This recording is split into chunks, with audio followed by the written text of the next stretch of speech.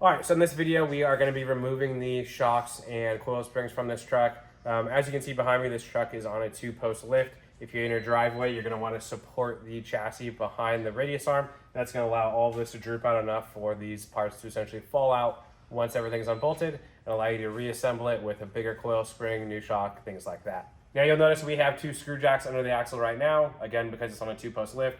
If you are in your driveway, put some jack stands behind the radius arm mounts, put 2 floor jacks underneath the front axle. You're going to want to put the jacks towards the front of the vehicle because that's going to make this a little bit simpler of a process. And yep, let's jump right on into it. First thing you want to do is loosen up the shock. It's going to take a 21mm socket on the lower front shock. It's been the same size on a Dodge since 2003, ironically. Up top, this is going to be an 18mm adjustable head ratchet wrench. That's going to be the simplest tool to use. You're going to want to keep some kind of tension. The shock bolt is actually already out, but I have a punch in here to keep some kind of tension on the shock. That's going to keep the shaft from spinning. Once you break this free, it should come loose, but yeah, sometimes if the truck's from the rust belt, things like that, this upper nut will really fight you. Worst case, you can always use a Sawzall and cut it off the truck. Now, if you're on the ground, this next step could actually be your first step.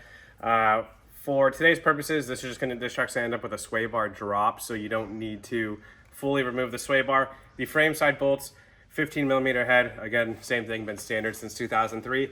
You go ahead and drop the sway bar. And again, the reason for doing that is so we get enough suspension droop so that these coils and shocks simply fall out. Now from here, we're gonna move on to the track bar. Now I did skip a couple steps. If you're doing this driveway style, go ahead and remove this track bar, the upper frame side track bar bolt first. That is gonna make this as simple as possible when you're on the ground. Technically, you only need to remove one side if you're not replacing the track bar. If you're gonna replace it, obviously you're gonna wanna remove both sides, but as far as just drooping out the suspension to change the springs and shocks, undo the frame side. That is the much easier side to replace when it's all done.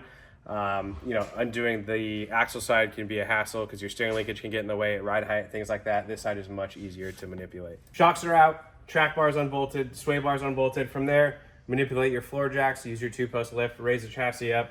I'll just lower this a little bit to illustrate just how much it has to come out. All right, no Hollywood magic here. Drop the axle, your spring is going to come out. Depending on which way you're doing your system, you're either going to install a lot more components, bump stop drops, things like that. If you're just doing a leveling kit, you'll swap in your new parts, do the reverse of the steps I just did, and you've now swapped your springs and shocks. Now from here, we're going to install the coil. Now, if you are watching this video and are putting on a complete leveling kit, we do have a leveling kit specific complete instructional video. But for this video's purposes, we're going to put the coil in. This is a really good time to check if your coil springs are side specific or not. Oftentimes they'll be indicated on the coil as driver or passenger.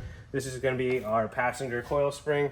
From here, you're going to have your factory coil isolator. It is very important on these newer Rams that the isolator be keyed in properly to the coil spring, as well as this nipple goes through the frame and the proper side. So again, we're going to want to make sure that that isolator is lined up, both the coil spring and then the nipple, and then from there, we're just a touch off here, but we can make it work. We're in, and actually the nipple is out, and so when we do bring the truck in, whether you're using floor jacks to manipulate it up or these screw jacks, you're going to bring it in. Again, as long as that is all lined up, you're good to go. And again, indicated passenger side for the passenger side of the truck. So the coil is sitting here loosely. Depending on your shock combinations, especially the nitrogen charged shocks, like this, or even like the King shocks, they can be quite stiff, and if you don't have access to nitrogen, you're not going to want to drain them. So you can take it this step right now when the truck is still drooped to pin the shock in and then bring the axle up to match the shock mount. Now this is the Carly Spec Series shock, so there's no nitrogen port to drain. So we're going to go ahead and disassemble the bushing. You're going to have a washer, bushing, your frame's going to go there, another bushing, another washer, and then the lock nut. That is how 99.9% of these shocks mount.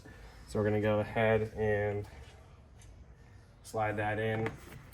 So go ahead and get that started. Get the logo out. And then another thing to note, when we are putting these coil isolators in, if you are using, again, like the Carly, any of the backcountry, the pin top, any of the shock packages with the reservoir mount, that is going to go between this isolator and the frame. So very important. Do not skip that step because you're going to hate yourself if you put this whole thing together without those reservoir mounts. Again, the reservoir mount also has the hole for that alignment nipple, so you're going to go ahead, Make sure that that nipple is in the hole in the frame. The coil isolator is up there, and then as we bring the coil in, make sure it's fully against this rubber stop on the isolator. All right, so we've lowered the truck down, again, making sure that this coil spring is fully engaged in the coil isolator. This shock is now just about to the pocket. Grab your shock bolt. It's a tab nut, again, 21 millimeter head.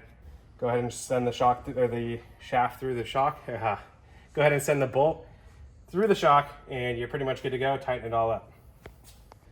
So from here, everything is pinned. Take that lower shock bolt to 100 foot-pounds.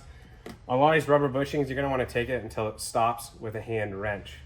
Oftentimes, there's not a torque spec supplied by these manufacturers. You do not want the bushing looking like it's screaming for mercy, but you also don't want it loose. That's going to be one of those things where you use your best judgment. A King pin top shock is actually going to have an internal stop, so you'll know where to stop on those. But a lot of the other brands, Bilstein, Fox, etc., you just need to use your best judgment on finding where tight is. And yep, from there, that is a coil and spring swap on a Ram 2500.